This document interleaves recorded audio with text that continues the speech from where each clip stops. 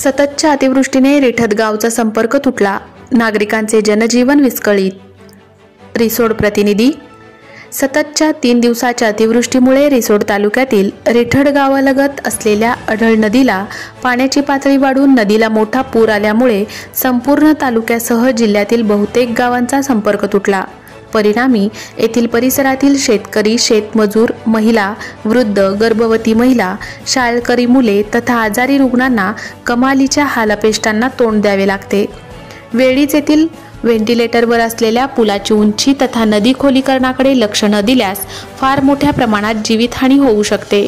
वित्तीय आणि जीवितहानी टाळण्यासाठी संबंधित शासकीय अधिकारी आणि प्रशासकीय यंत्रणा यांनी त्वरित समन्वय साधून खरडून गेलेले डांबरीकरणाचे योग्य डागडुजी आणि व्यवस्थापन करण्याची मागणी येथील संकटग्रस्त नागरिकांनी केली आहे. अशा प्रतिकूल परिस्थितीत आजारी मुले, महिला, चिमुकले, आपत्ती व्यवस्थापन, शाळकरी मुले यांच्यासमोर इकडे आड तिकडे विहीर असल्यासारखे होत असेल तर मग महसूल विभाग, आमदार, खासदार, लोकप्रतिनिधी, बांधकाम विभाग हे फक्त कागदावरच आहेत की काय, की शोभेच्या वस्तू आहेत, हे मात्र अजूनही अनुत्तरित आहे.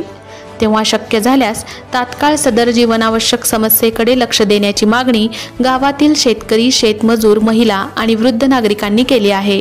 सध्या स्थितीत पावसाचे दिवस असल्याने अनेकदा ढगफुटी सदृश्य परिस्थिती निर्माण होत असते.